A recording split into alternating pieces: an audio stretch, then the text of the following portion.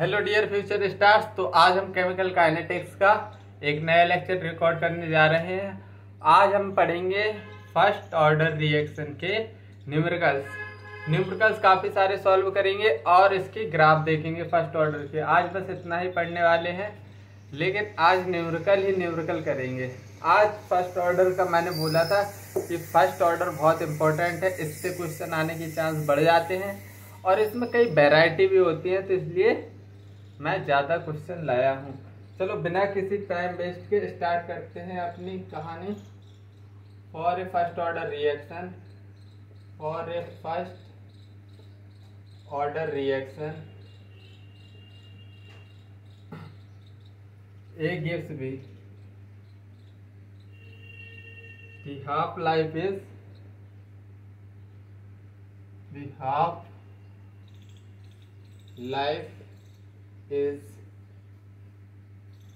30 minutes. Half life है 30 minutes. The time taken for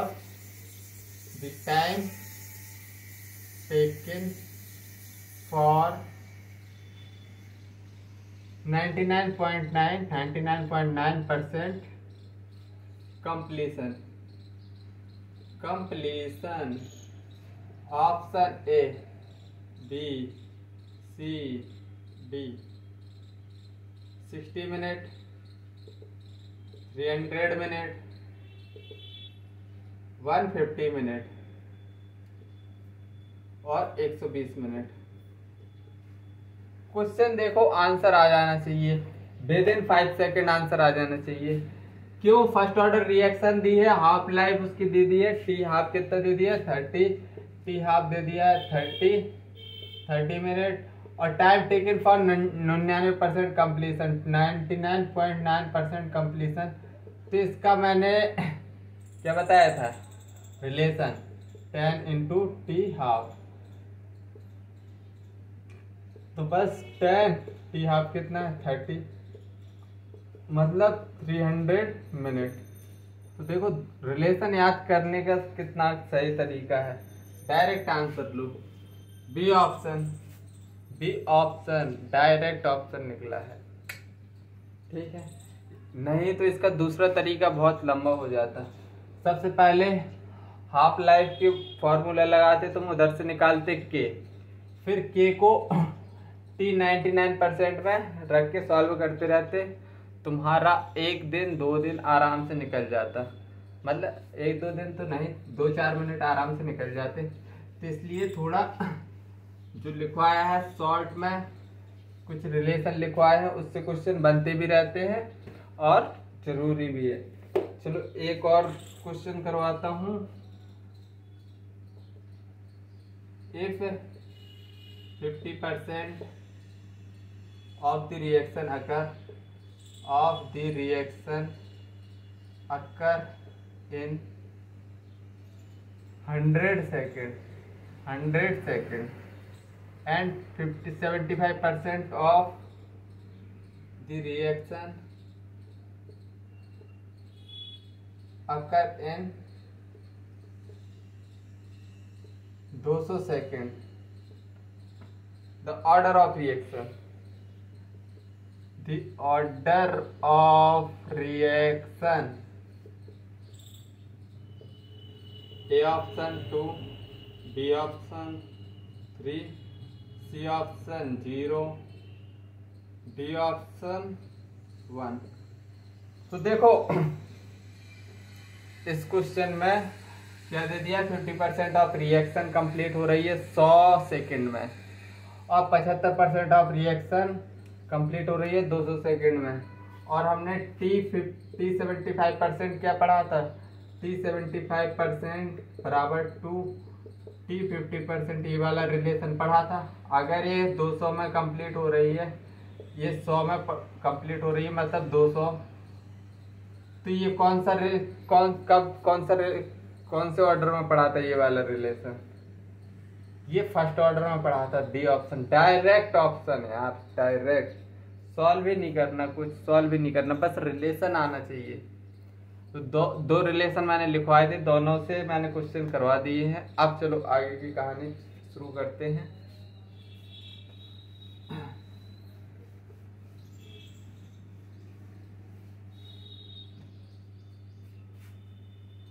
मैं कोई जल्दी नहीं करवा रहा हूँ क्वेश्चन, ठीक है। तो कोई ऐसा तो बिल्कुल मत सोच लेना कि सर जल्दी करवा रहे हैं, हालांकि टाइम चलो एक AIR1 लाना है जिसको, तो वो एक क्वेश्चन आना चाहिए।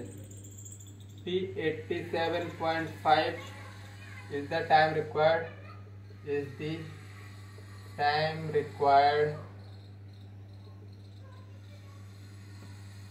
for the reaction to undergo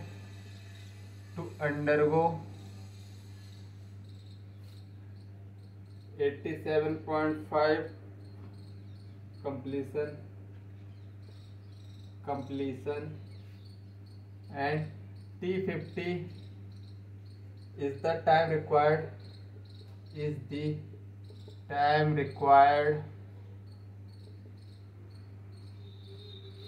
for the reaction to undergo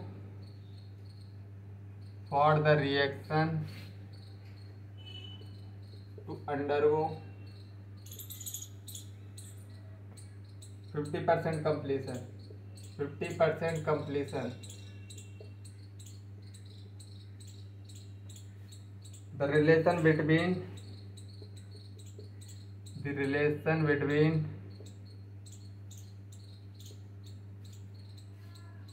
T87.5 and T50 for the first order reaction is T87.5 बराबर x T50, ये रिलेशन है। The value of x is A option 2, B option 3, C option 1.5, D option 4। Direct solve करना सीखो इसको।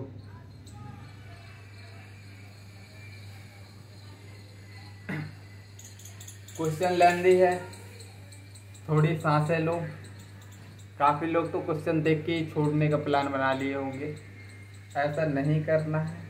Question को tackle करना सीखना है। 87 is the time required for the reaction to undergo 87.5 completion and T50 time required for the undergo 50% completion। The relation between, दोनों के बीच में रिलेशन पूछा है, फर्स्ट ऑर्डर रिएक्शन बोल दिया है, और T75 T87.5 is equal to x T50। तो बताना है x की वैल्यू बताना है। तो मैं सॉल्व करना स्टार्ट कर रहा हूँ। T87.5 is equal to 2.303 log A not को 100 मानते थे हम, 100 इधर T 100 माइनस 87.5। टाइम कितना है?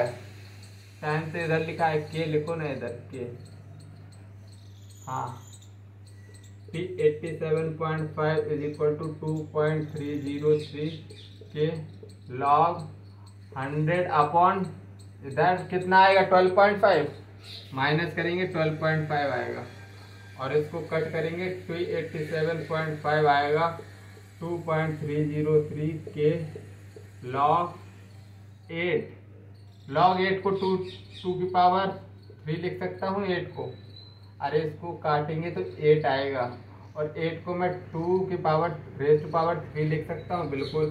तो T87.5 इज इक्वल टू 3 आगे 2.303 के लॉग 2, और इसकी वैल्यू कितनी है?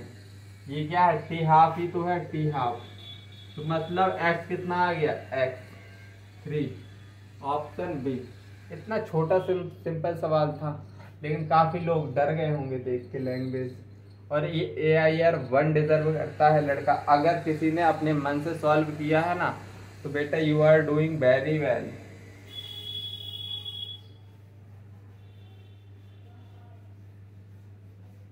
अच्छा क्वेश्चन था, तगड़ा क्वेश्चन था, मजेदार क्वेश्चन था, जानदार क्वेश्चन था।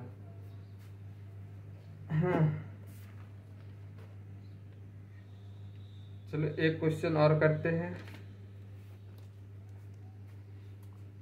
If 60% of the first order reaction of the first order reaction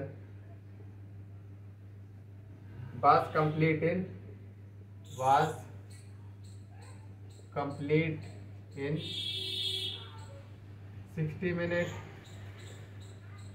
50% of the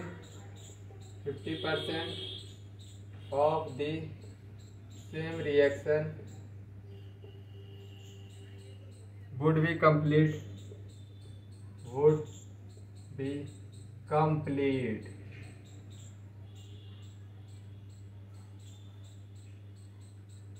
log 4 की वैल्यू दे दी है 0.6 और log 5 की वैल्यू दे दी है 0.69।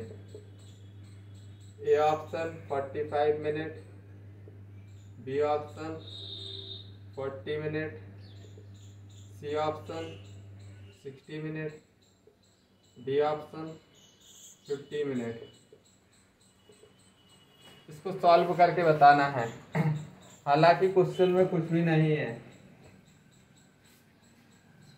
60% of the first order reaction was complete in 60 minute, हाँ, और 50% of the same reaction would be complete, मतलब 60% रिएक्शन 60 मिनट में कंप्लीट होती है, तो 50% रिएक्शन का कंप्लीट होने में कितना टाइम लगेगा, मतलब कंप्लीटेड इन कितना टाइम लगेगा। तो सिंपली कुछ नहीं करना है, 50% T50 कैसे लिखोगे, T50 कैसे लिखोगे, 2.303 जगह निकालना पड़ेगा। T50 कैसे लिखोगे, 2.303 अपॉन के लॉग 100 माइनस 50, इस तरह लिख सकते हो बिल्कुल। T60% कैसे लिखोगे, 2.303 अपॉन के लॉग 100 अपॉन 100 माइनस 60, इसको डिवाइड कर दो, इससे ये कट जाएगा और इधर आएगा लॉग 50 आएगा। अरे 100 अपॉन 50, T50% कितना आएगा, लॉग 50, और इधर कितना आएगा, लॉग T60% कितना आएगा, लॉग 40, 10 अपॉन 4। अरे 100 माइनस 700 माइनस 60, 40, तो 10 अपॉन 4 लिख सकता हूँ, बिल्कुल लिख सकता हूँ। तो इसको सॉल्व करेंगे, हैं, लॉग 50 क्यों, लॉग 2 आएगा ना, 100 अपॉन 50 2, लॉग 2 आएगा, लॉग 2 की वैल्यू हमको दे दी है 0.3, तो 0.3 रख दो, और लॉग 10 अपॉन 4 को लॉग 10 माइनस लॉग 4 लिख सकते हैं, बिल्कुल लिख सकते हैं। तो 0.3, लॉग 10 की वैल्यू होती है 1, लॉग 4 की वैल्यू होती है 0.06, 0.06 ही होती है मेरे हिसाब से, 0.6, इधर से 0.3 अपॉन 0.4 आएगा, मतलब डेसिमल हटा दो, 3 अपॉन 4, और T50 हमसे पूछा है T50%, तो T60% इंटू इस T60 को इधर ले जाओ, 3 अपॉन 4, बस इसको T60 कितना है, T60% 60 मिनट इंटू 3 अपॉन 4, चलेगा हम 4 4 5 20 15 थी 45 मिनट आएगा, 45 मिनट। ऑप्शन है कहीं, ए ऑप्शन हमारा करेक्ट है। तो हमारे कंसेप्ट डेवलप होते जा रहे होंगे हर क्वेश्चन में। अब हम थोड़ी एक कंसेप्ट समझते हैं जो कि मैं पढ़ा चुका हूं तुमको, लेकिन उस पर काफी न्यूमेरिकल्स आते हैं, तो समझ दो एक बार और। देखो, टी हाफ का फर्स्ट ऑर्डर के लिए फॉर्मूला था 0.693 अपॉन के, मतलब इंडिपेंडेंट फॉर इनिशियल कंसंट्रेशन क्या होगा, इंडिपेंडेंट फ्रॉम इनिशियल कंसंट्रेशन।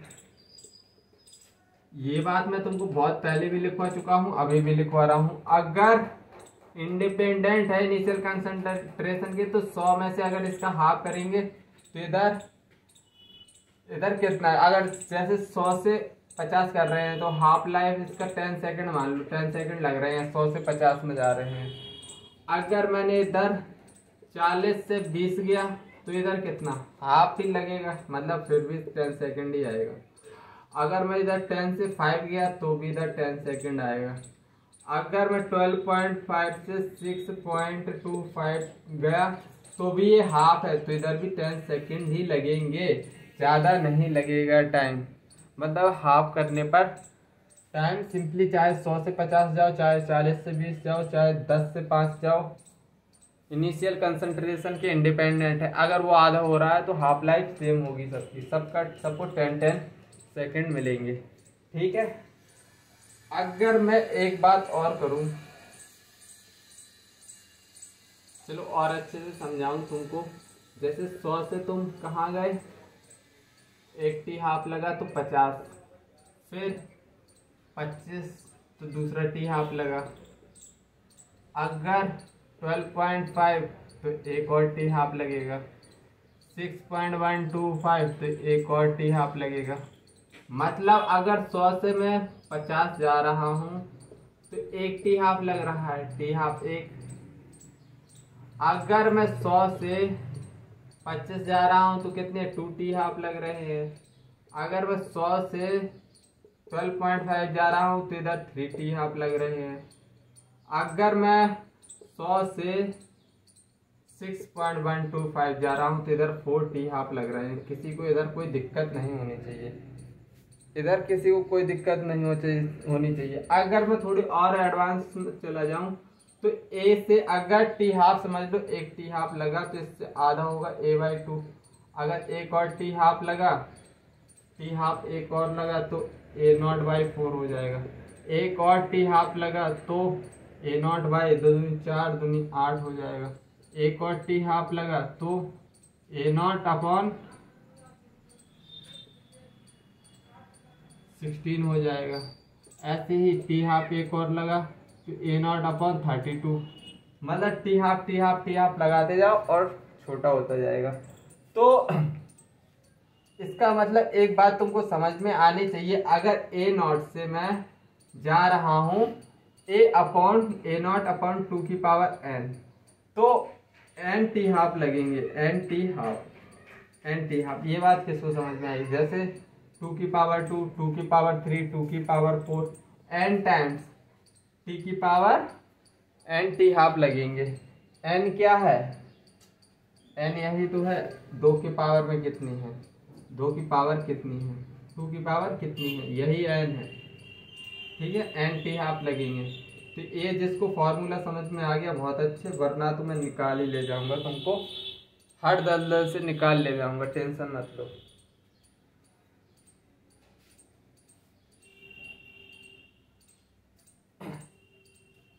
ये काफी कहानी किसी किसी को चमक गई होगी, किसी किसी को चमकने में थोड़ी टाइम लग सकता है, लेकिन ऐसा तो नहीं होगा कि नहीं चमकेगा। अगर ए से मैं कहाँ जा रहा हूँ, अगर मैं ए से जा रहा हूँ a⁴n तो n टी हाफ लगेंगे। ये बात किसको किसको चमक गई, जिसको चमक गई बैलेंस बोर्ड, जिसको नहीं चमकी उसको मैं समझाऊंगा। ठीक है, हालांकि काफ़ी चीज़ें समझ में आई होंगी, मैंने हर जगह से करवा के देखा है, क्योंकि जो फर्स्ट ऑर्डर का टी हाफ होता है इंडिपेंडेंट होता है इनिशियल कंसंट्रेशन के। ठीक है, थोड़ा स्पीड में चल गया क्या, काफ़ी लोग डर गए थे। अरे भाई स्लो ही चलेंगे, टेंशन क्यों ले रहे, चलो आराम से चलते हैं। मैंने पता नहीं चला, जल्दी जल्दी पढ़ा दिया। चलो, ये फर्स्ट ऑर्डर रिएक्शन, ये फर्स्ट ऑर्डर तुम स्लो कर लेना, तुम्हारे पास ऑप्शन है, तुम्हारे हाथ में मोबाइल है, मैं ऑफलाइन थोड़ी पढ़ा रहा कि फर्स्ट ऑर्डर रिएक्शन, चलो आप सही तरह पढ़ाते हैं। First order reaction has a rate constant, सही तरह ही पढ़ा रहा था मैं तो, तुम्हारी तसल्ली के लिए बोल देता हूँ।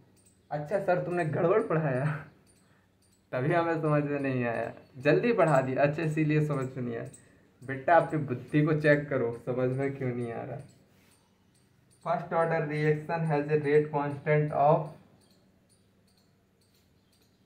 2.303 into 10 power minus 3 per second. The time required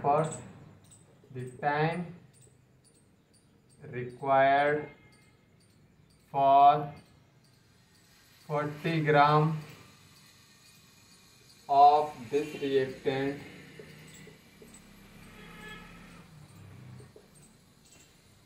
to reduce 10 gram will be, to reduce 10 gram will be A option 2303 second, B option 301 second, C option 2000 second, D option 602 second.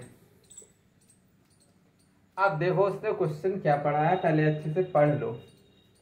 जो अभी कंसेप्ट सीखे हैं उसको झमाझम लगाएंगे, जिसको समझ में नहीं आए हैं अभी कंसेप्ट, जो टी हाफ वाले हाफ हाफ करते चला जा रहा था, आप समझ में आ जाएगा इस क्वेश्चन में। तो उसने क्या दे दिया है, फर्स्ट ऑर्डर की रिएक्शन, उसका रेट कांस्टेंट दे दिया है, टाइम रिक्वायर्ड, अब पूछा है टाइम कितना लगेगा, 40 gram of this reactant is reduce to 10 gram, 40 gram से 10 ग्राम जाने में कितना टाइम लगेगा पूछा है हमसे, और रेट कांस्टेंट ऊपर दे दिया है। फर्स्ट ऑर्डर रिएक्शन तो है ही, सीधा बोल दिया फर्स्ट ऑर्डर रिएक्शन। अगर नहीं भी देता फर्स्ट ऑर्डर रिएक्शन तो देखो सेकंड रेट कांस्टेंट की यूनिट से हम पता कर लेते। हाँ इतना बात पता है हमको। तो टी हाफ निकालेंगे सबसे पहले 0.693 अपॉन के की वैल्यू 0.693 अपॉन के की वैल्यू कितनी दी है 2.303 10 पावर -3। तो इधर से हमारा निकलेगा, इसको ऊपर भेज दो, इसको ऊपर भेज दो 693 2.303 आएगा। तो इधर से अप्रोक्स द्वितीय 301 आएगा, 301 3 ऊपर जा दो 301 मतलब सेकंड इतना टी हाफ आएगा। अब उस एग्जामिनर बोल रहा है, क्वेश्चन बोल रहा है 40 ग्राम से 10 ग्राम जाना है, तो 40 से सबसे पहले 40 ग्राम से 20 ग्राम पहुंचाओ, 20 ग्राम में एक टी हाफ लगेगा, और 20 ग्राम से हम 10 ग्राम तो दूसरा टी हाफ लगेगा। मतलब टाइम कितना लगेगा, टाइम 2 टी हाफ मतलब 2 इंटू 2 टी हाफ की वैल्यू कितनी है 301 मतलब 602 second. Answer 602 second. D option हमारा क्या है, करेक्ट ऑप्शन है। और बारिश होने लगी है, बारिश का मज़ा लेते हुए मैं पढ़ाऊंगा तुमको, बहुत मज़ा आएगा। अब तो लंबा सेशन जाने वाला है, काफ़ी लोग मैं चाय पकौड़ा और मिल जाता तो फिर 2 घंटे का लेक्चर रिकॉर्ड करना कर देता, लेकिन खैर हमारी घर पर कोई इज्जत नहीं है, कोई नहीं पूछता। एक तो लड़कों को कोई पूछता ही नहीं है, बेसिकली भगवान ने लड़का बना ही क्यों दिया मुझे। चलो एक और क्वेश्चन करते हैं, इसी प्रकार का है, खैर ना करो, इसी प्रकार का है तो दूसरा क्वेश्चन देख लें।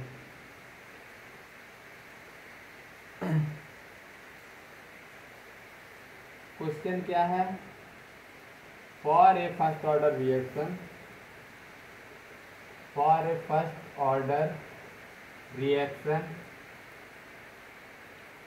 A gives product initial concentration concentration of A is 0.1 molar, which become 0.001 molar after 5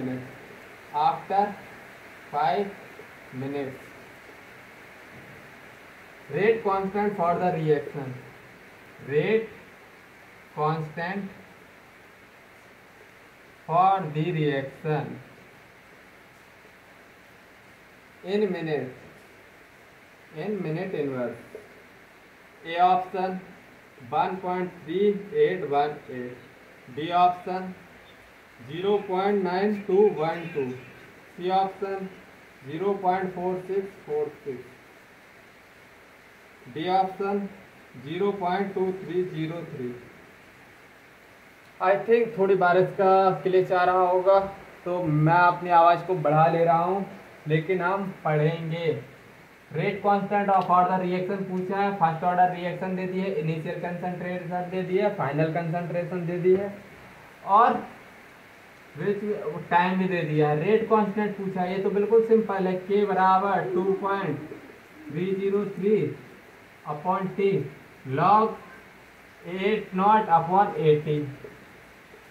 2.303 time कितना है 5 मिनट्स है, लॉग ए नॉट कितना है 0.1 और 0.01, 80 कितना है 0.001। इधर से सॉल्व करेंगे 2.303 अपॉन 5 लॉग 1000 ऊपर भेज दूँ 100 अपॉन 1 आएगा, तो 2.303 अपॉन 5 लॉग 10 पावर 2 को आगे भेज दो, 2 इंटू 2.303 और इधर नीचे क्या लगा देना 5, और log 10 की वैल्यू होती है 1, log 10 की वैल्यू अब हमेशा 1 ही होती है। अब बस इसको मल्टीप्लाई करना है, मल्टीप्लाई करके देखते हैं। 3 दूनी 6 0, 3 दूनी 6 और 2 दूनी 4, 5 अपॉन 5, तो इधर से 5 9 या 45, 9212 आएगा, पॉइंट इधर लगा दो। ये हमारा ऑप्शन रहेगा, सब मिनट इनवर्स में आंसर है, मिनट इनवर्स। आई थिंक ये क्वेश्चन समझ में आ गया होगा, फॉर्मूला में बस वैल्यू रखना था।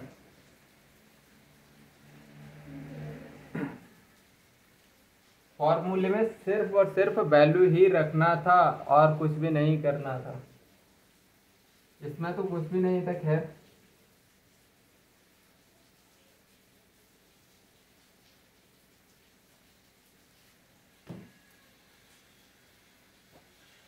अब देखो एक और अच्छा सा सवाल करवा दे रहा हूं। क्वेश्चन क्या है, half life of first order reaction is 50 seconds. What percent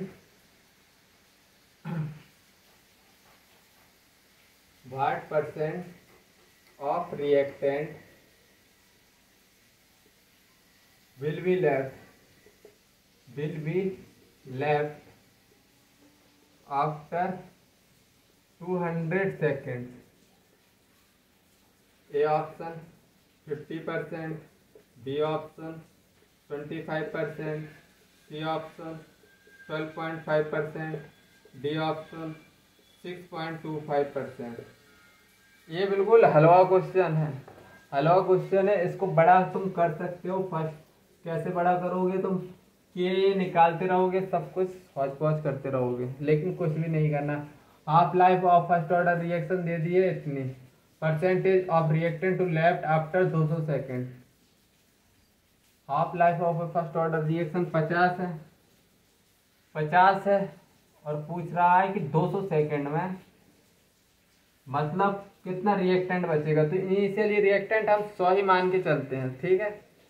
तो 100 लिया, पहला टी हाफ 50 सेकेंड लगे, टी हाफ दिया है ना भाई, टी हाफ कितना दिया है, हाफ लाइफ 50 सेकेंड दिया है। फर्स्ट ऑर्डर की बात हो रही है तो इनिशियल कंसंट्रेशन पर डिपेंड नहीं करता। 100 मान को, तो अगर 80 हाफ लगा, 50 सेकेंड लगे हैं तो 50 हो जाएगा। फिर 50 सेकेंड लगे हैं तो 25 हो जाएगा। फिर 50 सेकेंड लगे हैं तो 12.5 हो जाएगा। अभी तो 150 सेकेंड लगे हैं, आफ्टर 200 सेकेंड बोल रहा है। फिर 50 सेकेंड लगाओ तो 12.5 का 6.25 बचेगा। मतलब यही हमारा आंसर होगा। 100 सेकेंड, 200 सेकेंड, और उसने पूछा है 200 सेकेंड के बाद रिएक्टेंट कितना बचेगा, मतलब left percentage of reactant will be left, इतना परसेंट बचेगा 6.25। डी ऑप्शन हमारा करेक्ट ऑप्शन है। आई थिंक समझ में आया होगा।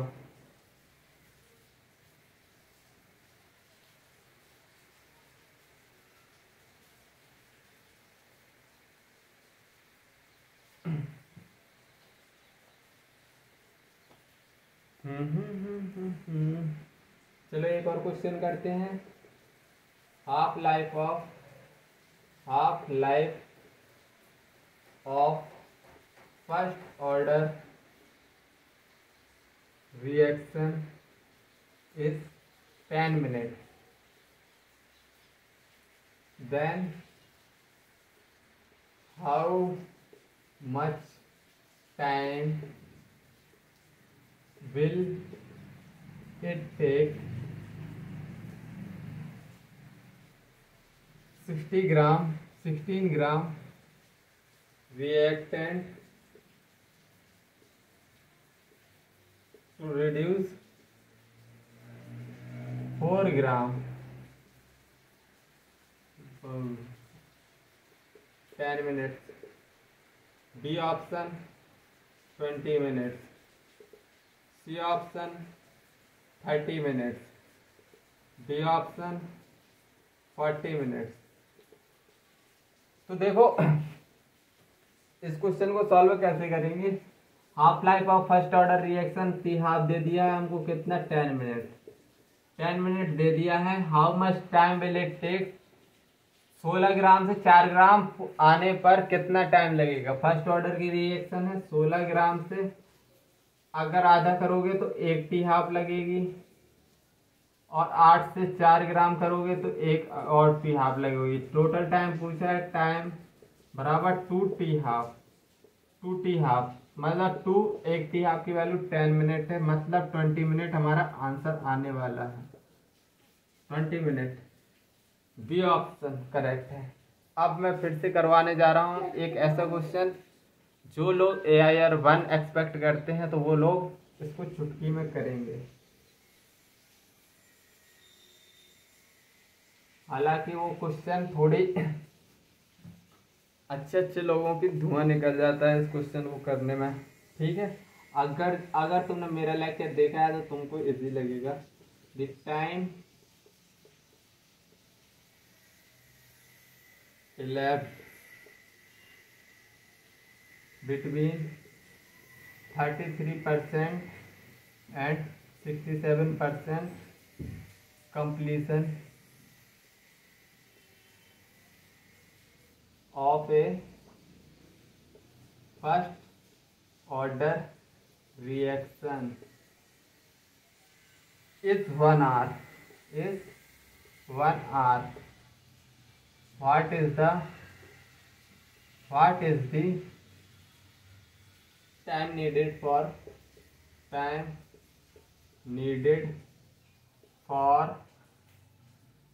75% completion? Second, 75% completion.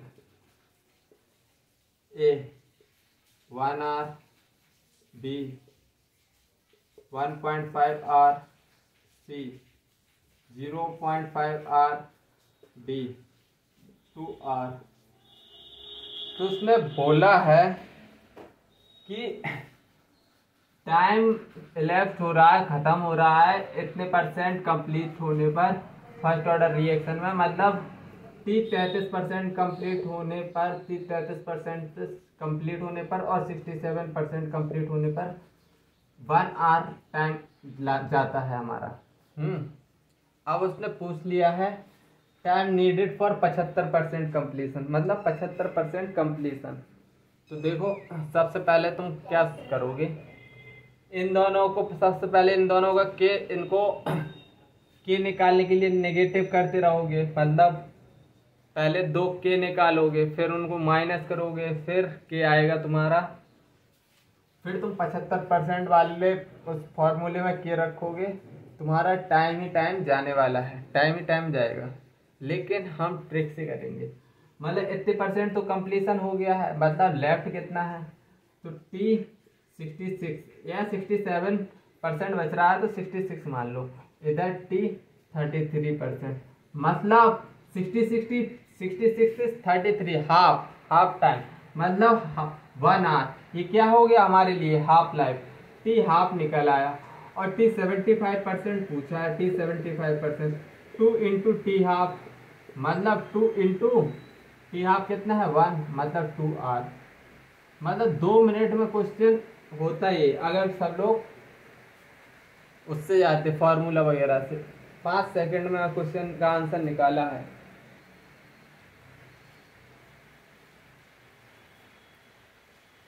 पाँच सेकंड लगे हुए हैं इस क्वेश्चन में, 5 सेकंड। तो हमने बहुत ज़्यादा प्रैक्टिस कर ली है, मे बी काफ़ी क्वेश्चन हमने कर लिए हैं आज के सेशन में। अब हम कुछ ग्राफ और देख लेते हैं फर्स्ट ऑर्डर रिएक्शन के, फिर सेशन को टाटा बाय बाय कर देंगे, ठीक है। आई थिंक ये क्वेश्चन में एक बार और समझाना चाहिए मुझे। देखो उसने क्वेश्चन में बोला है कि टाइम जो इलेप्स होता है, मतलब ख़त्म होता है इतने परसेंट कंप्लीट होने पर, इतने से इतने परसेंट कंप्लीट होने पर, जो होता है 1 मिनट। तो ये तो कंप्लीशन टाइम हो गया, ठीक है।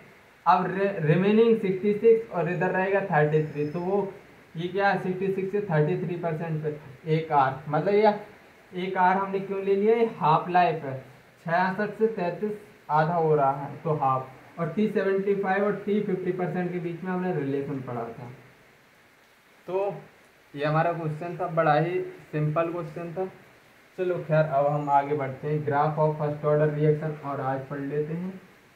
फिर हम मतलब एक नंबर कम, मतलब एक नंबर हम श्योर, अभी तक जितने लेक्चर पढ़े हैं फर्स्ट ऑर्डर के बाद मैं श्योर बोल देता हूँ कि 1 नंबर का तुमने पढ़ लिया, मतलब 4 नंबर तुम्हारे हासिल हो गए।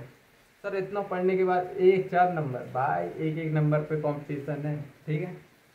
तो graph of first order reaction, graph of first order reaction, graph of first order reaction. पहले सबसे पहला ग्राफ बनाएंगे, रेट वर्सेस कंसंट्रेशन। तो रेट इज इक्वल टू के ए की पावर 1, यही था, यही आता है फर्स्ट ऑर्डर के लिए। एन कितना रखेंगे, एन 1 रखेंगे, जिसका ग्राफ बनाएंगे हम। तो रेट और इधर कंसंट्रेशन, ये नोट लिख लो। तो y बराबर mx, तो क्या है, इधर से स्टार्ट होगा, स्लोप क्या होगा, के एस से होगा। क्या है स्लोप, स्लोप किसके बराबर आ रहा है, के। आई थिंक ये क्वेश्चन समझ में आ गया होगा, ये वाला ग्राफ तुमको समझ में आ गया होगा। पहला हमने पढ़ा है रेट वर्सेस कंसंट्रेशन का, और दूसरा ग्राफ पढ़ रहे हैं हम, दूसरा ग्राफ पढ़ रहे हैं हम T half versus A naught का, T half versus A naught का। तो टी हाफ का फॉर्मूला हमने पढ़ा है फर्स्ट ऑर्डर के लिए, टी हाफ का फॉर्मूला होता है 0.693 अपॉन के। नितू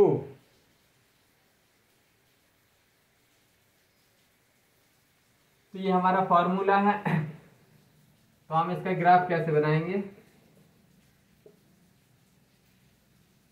इसका ग्राफ बनेगा टी हाफ और इधर क्या है concentration,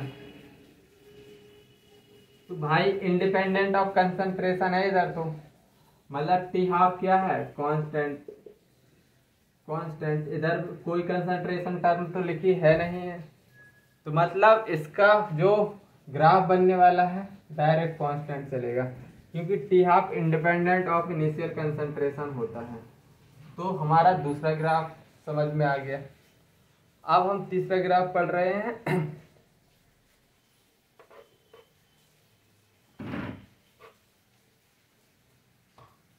third graph L N A T versus time. तो एक इक्वेशन हमने क्या पढ़ी थी, के टी बराबर L N A naught upon A T. हमको ग्राफ किसका बनाना है, हमको ग्राफ बनाना है एल एन ए टी और टाइम का। तो देखना के टी बराबर मैं इसको लिख सकता हूँ L N A naught minus L N A T. अब एल एन ए टी को इस साइड लाओ, एल एन ए टी बराबर L N A naught minus K T. तो बाई बराबर सी माइनस एम एक्स। देखो बाई पे L N A naught है, एक्स पे टाइम है, और स्लोप कितना है माइनस के है, इंटरसेप्ट कितना है L N A naught minus K है, स्लोप इधर माइनस है, तो ग्राफ ऐसे बनेगा। और स्लोप की वैल्यू क्या आएगी माइनस के, स्लोप इधर क्या रहेगा, स्लोप माइनस के, और इंटरसेप्ट क्या रहने वाला है L N A naught, L N A naught. I think समझ में आया होगा।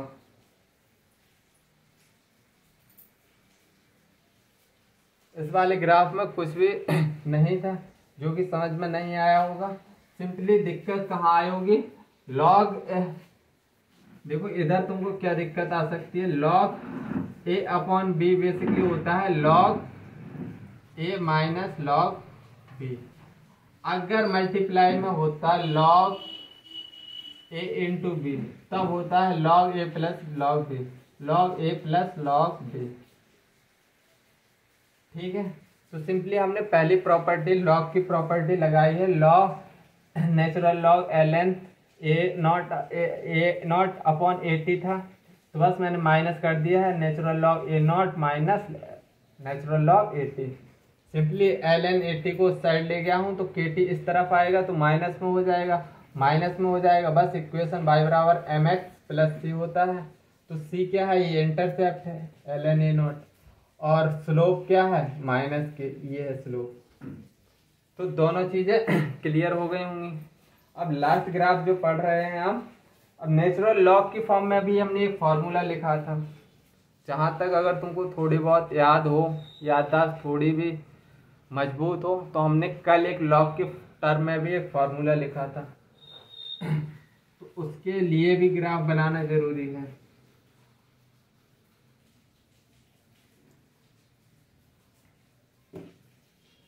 तो चौथा ग्राफ बनेगा लॉग किसके 80, लॉग 80 वर्सेस टाइम।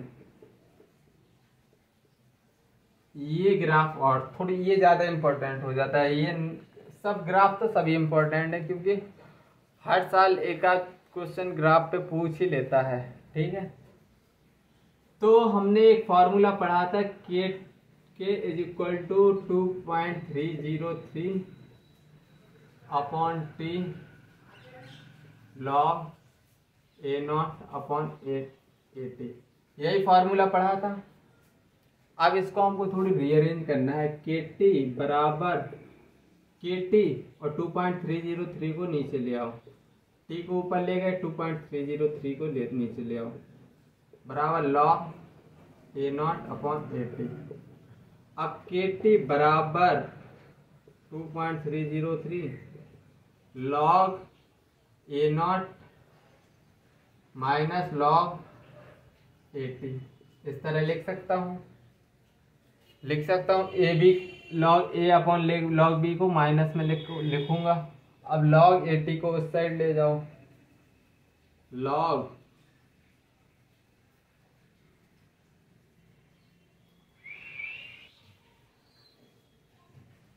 log 80 बराबर log a0 minus KT upon 2.303। अब ग्राफ किसके बीच में बनाना है? ग्राफ बनाना है log 80 वर्सेस टाइम के बीच में। तो y बराबर y एक्सिस पर log 80 है, y बराबर c माइनस एम एक्स। तो देखो टाइम को छोड़कर स्लोप कितना है? माइनस के 2.303। तो स्लोप कैसे बनेगा? नेगेटिव। नेगेटिव स्लोप बनने वाला है। तो स्लोप की वैल्यू क्या आएगी? स्लोप आएगा माइनस के 2.303 और इंटरसेप्ट कितना है? log a0। इसको इंटरसेप्ट बोलते हैं, log a0। I think graph समझ में आ गया होगा। ग्राफ सभी समझ में आ गए हैं। और first order reaction, zero order reaction, first order reaction अच्छे से कंप्लीट हो गया है। थोड़ी इंपॉर्टेंट चीज़ है, वो मैं अगले लेक्चर में डिस्कस करूँगा। अभी कोई नया टॉपिक उठाने वाला नहीं हूँ। तो बस इतने ग्राफ रिवाइज कर लेना और जो क्वेश्चन दिए हैं उनको एक बार खुद से ट्राई करना। और सभी जो नोट्स बनवाते जा रहा हूँ, नोट्स बनाते जाना एक ऑर्डरली, और शॉर्ट नोट अपने हिसाब से ही बनाना है। शॉर्ट नोट कैसे बनेंगे? तो जो एक दिन में पढ़ा रहे हैं तो डायरी को पहला पेज में पहले फार्मूले सभी हो जाएं, पहले फार्मूले और इम्पोर्टेंट पॉइंट। ग्राफ को कैसे समझोगे? हाँ, किसी लोग को मतलब फिजिक्स में जो ज़्यादा इंटरेस्ट नहीं लेता है उसको बेसिकली ग्राफ समझने में थोड़ी दिक्कत आ गई होगी, थोड़ी दिक्कत हल्की सी।